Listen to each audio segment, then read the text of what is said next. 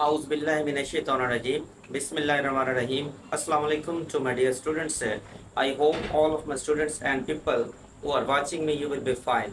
Today we are going to have our first year mathematics. In this lecture we are going to learn about the quadratic equations. Last one जो lecture था उसमें हम लोगों ने क्या किया था, क्वाड्रेटिक इक्वेशंस जो थी उनका कुछ इंट्रोडक्शन हम लोगों ने किया था। फिर उसके बाद हम लोगों ने क्वाड्रेटिक इक्वेशन के बारे में जानने के बाद हम लोगों ने उसके सॉल्यूशन और रूट की बात की। फिर हम लोगों ने क्या किया था, उसका जो ज्योमेट्रिकली उसकी रिप्रेजेंटेशन थी वो भी हम लोगों ने की ग्राफिकली। और फर्दर हम लोग ये अब करने जा रहे हैं कि जो क्वाड्रेटिक इक्वेशंस होती हैं उनको जो है सॉल्व आउट कैसे किया जाता है, ये सारा हम लोग यहाँ पर अब सीखने जा रहे हैं, जो फर्दर आगे लेक्चर्स जितने भी आ रहे हैं। सो स्टूडेंट्स, जो क्वाड्रेटिक इक्वेशन है आपको पता है ये उसकी स्टैंडर्ड फॉर्म होती है ax² plus bx plus c equals to 0। इसको हम लोग बोलते हैं ये क्वाड्रेटिक इक्वेशन की स्टैंडर्ड फॉर्म है। सो इसको सॉल्व करने के हमारे पास तीन तरीके होते हैं। नंबर एक by factorisation, number two by completing square और number three by quadratic formula. आज हम लोग जो सीखेंगे वो सीखेंगे बाय फैक्टराइजेशन। अब फैक्टराइजेशन क्या होती है, ऐसा प्रोसेस जिसमें हम लोग कोई भी नंबर जिसको हम लोग ब्रेक करके उसके छोटे छोटे फैक्टर्स बनाते हैं, वो जो प्रोसेस होता है उसको हम लोग फैक्टराइजेशन का नाम देते हैं। जैसे कि मेरे पास है 6 है, अगर मैं इसको ब्रेक करूं तो ये ब्रेक में हम लोग लिख सकते हैं 2 × 3। अब ये 2 और 3 इसके फैक्टर्स हैं। फैक्टर्स बेसिकली वो नंबर्स होते हैं, या आप एक्सप्रेशन कह सकते हैं, वो तमाम एक्सप्रेशंस या वो तमाम नंबर जो गिवन एक्सप्रेशन या नंबर को डिवाइड पूरा कर देते हैं। यानी कि जिनके पास उसका बाद डिवाइड करने के बाद रिमाइंडर आ जाए 0, देन हम लोग कहते हैं ये इसका फैक्टर है। सो जब हम लोग किसी भी नंबर का या किसी भी एक्सप्रेशन का हम लोग उसके फैक्टर्स तैयार करते हैं तो यही जो प्रोसेस होता है इसको फैक्टराइजेशन का नाम देते हैं। ये तो बात होगी फैक्टराइजेशन की। अच्छा, ये मैं सॉरी पहले स्टार्ट करने से पहले मैंने आप लोगों से रिक्वेस्ट करनी थी कि काइंडली मेरा जो यूट्यूब चैनल है maths.counseling, एक तो उसको लाजमी तौर पर सब्सक्राइब करें, लाइक करें और अपने जो कमेंट्स पे वो भी लाजमी तौर पर शेयर किया करें। सेकेंडली, जब आप लोग वीडियो को वॉच कर रहे होते हैं तो एटलीस्ट उसको 360 पर फिक्स अप कर लिया करें। तो अब स्टार्ट करते हैं फैक्टराइजेशन के। ये वाला क्वेश्चन नंबर 3 मैंने लिखा है, इसको हम लोगों ने सॉल्व करना है बाय फैक्टराइजेशन। अब देखिए फैक्टराइजेशन में कैसे करना है, पहले आप लोगों ने इसको यहाँ लिख लेना है। मैं यहाँ सोल्यूशन में लिखने लगा 9x² minus 12x minus 5 equals to हो गया 0 पे। अब करना कैसे होता है, देखें आपने ये जो x² का कोफिशिएंट जिसको हम लोग लीडिंग कोफिशिएंट कहते हैं, इसको और कांस्टेंट को आपस में करना है मल्टीप्लाई। जब आप मल्टीप्लाई विथ साइंस, इसका 9 मल्टीप्लाई -5, सो ये आ गया -45। अब -45 को हम लोगों ने इस तरह से ब्रेक करना है, हम लोग दो उसमें से फैक्टर्स सिलेक्ट करेंगे जिनको हम लोग जमा नफी करें तो -12 बने, अगर उनको मल्टीप्लाई करें तो -45 हमारे पास आए। तो ये दो शराइत हम लोगों ने पूरी करनी होती है। अब इसको करने के लिए बड़ा आसान तरीका होता है, जो भी आया है नंबर 45 आया, साइन को छोड़ें, इसके आप लोगों ने छोटे छोटे फैक्टर्स तैयार कर लेने। अब वो कैसे तैयार करेंगे, मैं यहाँ पर तैयार कर देता हूँ। सो पहले 3 पर होगा 3 15 45, उसके बाद फिर 3 पर होगा 3 5 15 होगा, फिर 5 होगा 5 1 टाइम 5 होगा। अब ये तीन हमारे पास फैक्टर्स बन चुके हैं। अब तीनों में से दो हम लोगों ने फैक्टर्स इसमें से सिलेक्ट करने, किस तरह करने हैं, जमा नफी करें तो -12 आए, अगर जरब करें तो -45 बने। देखो अगर मैं 3 3 करता हूँ 9 9 5 कितना होगा 45।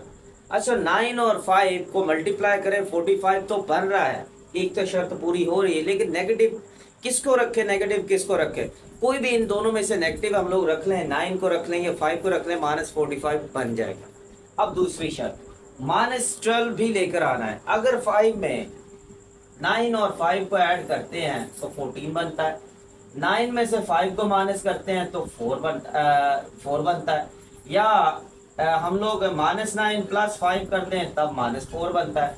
सो ये तो काम कोई बनने वाला नहीं, क्योंकि हमें -12 लेकर आना है। अच्छा, अब हम लोग अपना प्लान चेंज करते हैं, इसको और इसको पहले मल्टीप्लाई करते हैं, फिर इनको 3 के साथ करते हैं। 5 3 15 15 3 45। अब देखिए 15 और 3 बन रहे हैं। अब दोनों को मल्टीप्लाई करने से 45 में कंप्लीट हो रहा है। अब 15 में से 3 को माइनस करते हैं 12 बनता है। अब हमें भी वैसे 12 ही चाहिए। अब दोनों में से देखिए एक पॉजिटिव रखेंगे एक नेगेटिव। चूंकि हमें यहाँ -12 चाहिए, 15 जो है 12 से बड़ा है और 3 जो है 12 से छोटा है।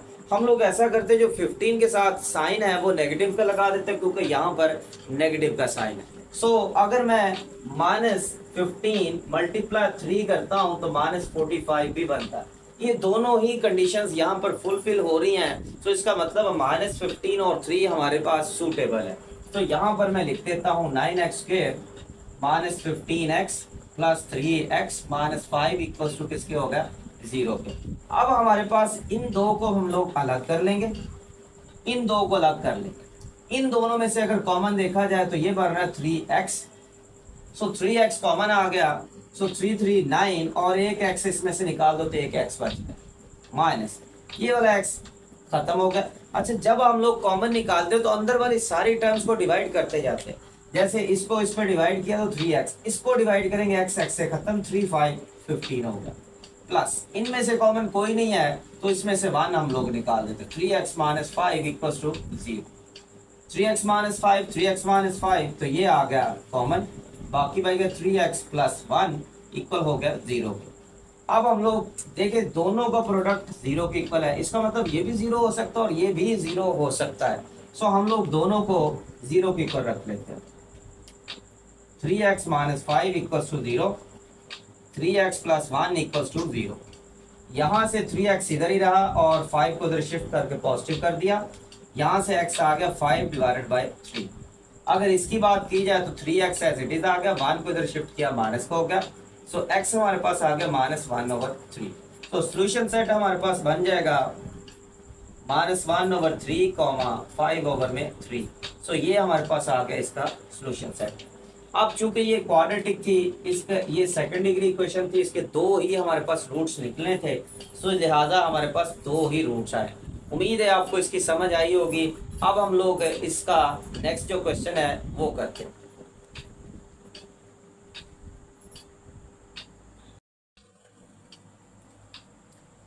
अच्छा स्टूडेंट्स, लास्ट हम लोगों ने क्वेश्चन नंबर 3 किया था, अब हम लोग क्वेश्चन नंबर 5 करने जा रहे हैं। जरा गौर करें 3 और 5 में फर्क क्या था। जो 3 नंबर था वो हमें एक स्टैंडर्ड फॉर्म में दिया हुआ था, जैसे कि स्टैंडर्ड फॉर्म है हमारे पास ax² plus bx plus c equals to 0, इसको स्टैंडर्ड फॉर्म बोलते हैं। अब जबकि ये हमें स्टैंडर्ड फॉर्म में नहीं दिया हुआ, जरा गौर करें, ये हमें मल्टीप्लिकेशन की साइन यहाँ पर हमें नजर आ रहा है। इन दोनों को हम लोग पहले मल्टीप्लाई करेंगे, इन दोनों को करेंगे और उसके बाद सारी टर्म्स को एक साइड पर शिफ्ट करके एक साइड पर हम लोग 0 बना लेंगे। सो पहले हम लोग मल्टीप्लिकेशन करेंगे x² प्लस 7x, फिर इन दोनों को करेंगे 2x², फिर 2x को 4 से किया तो 8x, फिर -1 को किया तो -x -4। इन दोनों को इधर शिफ्ट कर लें, x² plus 7x -2x² -8x plus x और प्लस 4 इक्वल हो गया 0 के। मैंने सारी टर्म्स को इधर शिफ्ट कर लिया। x² -2x² तो ये बन जाता है -x²। उसके बाद -8x है, अच्छा 7x प्लस 1x तो 8x, 8x -8x तो ये सारा कुछ 0 हो जाएगा। इससे मैंने वैसे ही कैंसिल कर दिया।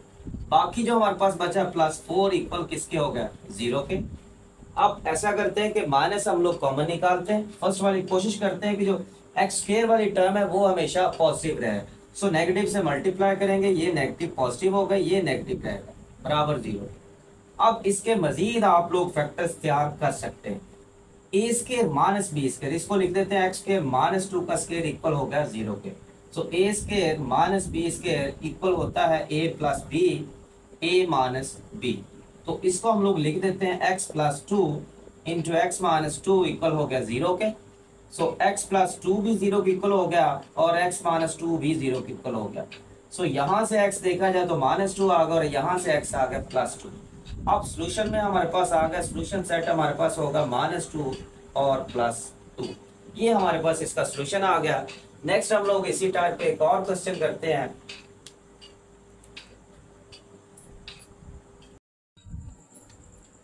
अच्छा स्टूडेंट्स, अब हम लोग क्वेश्चन नंबर 6 को करेंगे। क्वेश्चन नंबर 6 भी हमारे पास स्टैंडर्ड फॉर्म में नहीं है, इसको पहले हम लोग स्टैंडर्ड फॉर्म में कन्वर्ट करेंगे। सो इसको स्टैंडर्ड फॉर्म में कन्वर्ट करने का क्या तरीकाकार है, हम लोग यहाँ से लेंगे। देखिए ये फ्रैक्शन की फॉर्म है, यहाँ पर भी फ्रैक्शन की फॉर्म में, ये भी फ्रैक्शन है और ये भी फ्रैक्शन है। हम लोग यहाँ से पहले इसके डिवाइड में जो कुछ भी है इसको ख़त्म करेंगे, उसके बाद नेक्स्ट हमारे पास कुछ फॉर्म बनेगी, उसको देखेंगे क्या सूरत बनती है। तो इसके लिए दो मेथड हैं, एक तो या फिर सभी का इकट्ठे ही एलसीएम लेकर सबके साथ मल्टीप्लाई कर दे। 2 है, x है, x+1, या तो सबके साथ इसको मल्टीप्लाई कर दे, या इधर का एलसीएम अलग से लें और इधर का अलग से ले लें। सो ये हमारे पास पहले ही, आप ऐसा करें कि इसका अलग ले लें और इसका अलग लें, ये ज्यादा आसान है। इन दोनों का एलसीएम बन गया x इंटू x+1। सो x+1 खत्म हुआ तो x इंटू x स्क्वायर हो गया, x खत्म हुआ तो x+1 इंटू x+1, सो x+1 का स्क्वायर हो गया, इक्वल हो जाएगा 5/2। अब ऊपर से इसको ओपन कर लें या क्रॉस मल्टीप्लाई करें, सो ये 2 को इधर मल्टीप्लाई कर देंगे,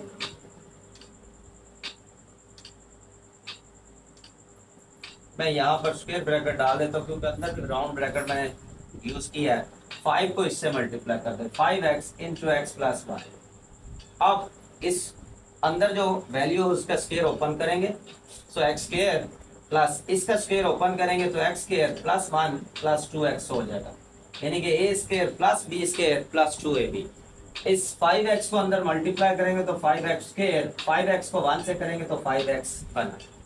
अब हम लोग ऐसा करते हैं कि इन दोनों को ऐड करते हैं, x स्क्वायर कितना होगा 2x स्क्वायर, तो 2 से मल्टीप्लाई होगा तो ये बन जाएगा 4x स्क्वायर। फिर उसके बाद 2 को 2x से करेंगे तो 4x बन गया, सो 1 को 2 से करेंगे तो +2। इन दोनों को इधर शिफ्ट करेंगे तो ये -5x स्क्वायर होगा और ये -5x इक्वल हो गया 0 पे। 4x स्क्वायर -5x स्क्वायर, तो ये बन जाएगा -x square plus 4x -5x -x बन गया, +2 है कांस्टेंट और कोई नहीं है, अकेला +2 इक्वल हो गया 0 पे। जैसा कि मैंने यहाँ पर आपको बताया कि जो x स्क्वायर होता है कोशिश करें कि ये हमेशा पॉजिटिव बने, नेगेटिव भी हो तो कोई मसला नहीं, लेकिन पॉजिटिव बना लें ज़्यादा बेहतर है, आपको कैलकुलेशन करने में आसानी होगी, यानी कि फैक्टराइजेशन करने में आसानी होगी। सो माइनस के साथ दोनों तरफ मल्टीप्लाई करेंगे, ये हो जाएगा पॉजिटिव, ये भी पॉजिटिव और ये हो गया नेगेटिव। अब इसके पेयर बनाएंगे, पेयर 2 1 टाइम 2, 2 में से 1 निकालेंगे तो 1 बचेगा, ये हमारे पास मुकम्मल हो रहा है। तो इसको हम लोग यही सिलेक्ट कर लेते हैं, x square plus 2x -x -2 equal हो गया 0 के। इन दोनों में से x कॉमन आया, बाकी x+2 बचा, इनमें से -1 कॉमन आया तो x+2 बचा, इक्वल हो गया 0।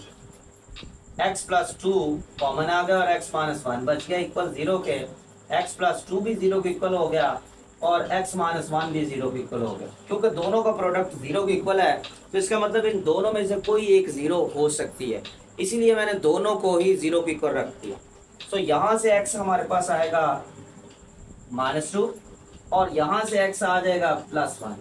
सो सोल्यूशन सेट हमारे पास बन गया -2 + 1। सो ये हमारे पास इसका सोल्यूशन आ गया। स्टूडेंट से उम्मीद है आपको इसकी समझ आई होगी। इसी टाइप के क्वेश्चन नंबर 7 है वो आप लोग खुद कीजिएगा, क्वेश्चन नंबर 8 जो है वो मैं आप लोगों को करवाऊंगा। सो इंशाल्लाह नेक्स्ट वीडियो के अंदर दोबारा से मुलाकात होगी, तब तक के लिए मुझे इजाज़त दीजिए। अल्लाह हाफिज़।